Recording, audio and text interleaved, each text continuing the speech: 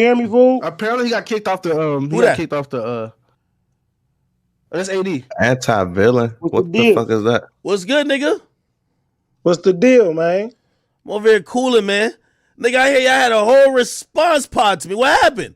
Man, listen, fool. I'm gonna break it all the way down. I say, let me tell you something. I'm always the first person to say, hey, academics be showing love. You be putting niggas on game, telling niggas, oh man, you should do this. Like, you show love to the community, you be doing your thing all the time and shit like that. And then at first, nigga, I see the shit, it's like, oh, I take down AD, I'll do this and I do that.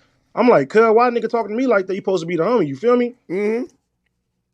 So that's why I'm like, that's crazy. And then niggas looking at me, I'm sitting there like, nah, act cool, man. He be showing love. They're like, nah, why he come at you like that?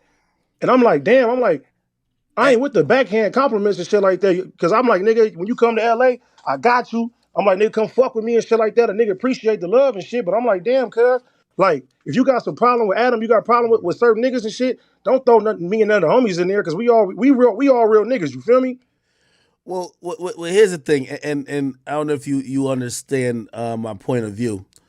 My point of view is, and by the way, this is the Flacco situation, right? I'm gonna tell you why I brought Adam in it. Yeah. And before you say something, I understand why you mad at Flacco, and I told Flacco that.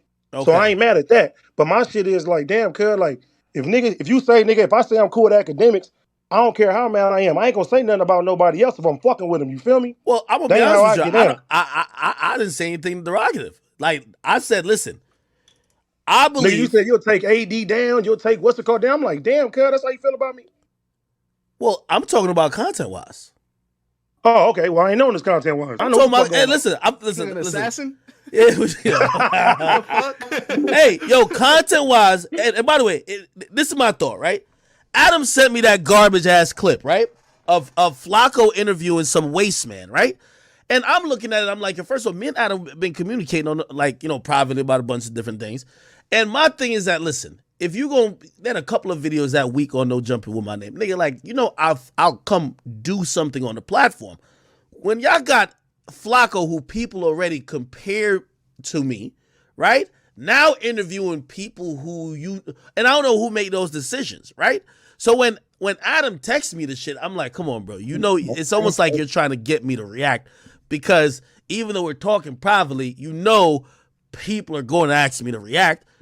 And here's my thing. When it comes to content-wise, I don't need to do that type of stuff to get views, to get traction, to get whatever. Now, I don't know if that's the thing or that's the motto at No Jumper. But that's why I always state to Adam. Because when I used to be confused why Adam was interviewing 6ix9ine's girlfriend for the 40th time. I'm like, now, when it comes to content, I don't know how y'all are giving it up. I've seen recently, it's been a lot of like, okay, it's like Real World. Like, he don't like him, this show canceled, that show. It works for you guys, cool. But please, leave me out of the mess. Because content-wise, I feel like I alone, it could go toe-to-toe with anybody on the platform of No Jumper. And content-wise, I'm delivering my shit as a very high quality that I wouldn't necessarily need to go find some random bum that doesn't like AD for whatever reason to basically go talk to potentially spark some type of shit. Do you understand? Do you at least get that? No. I get that. Yeah.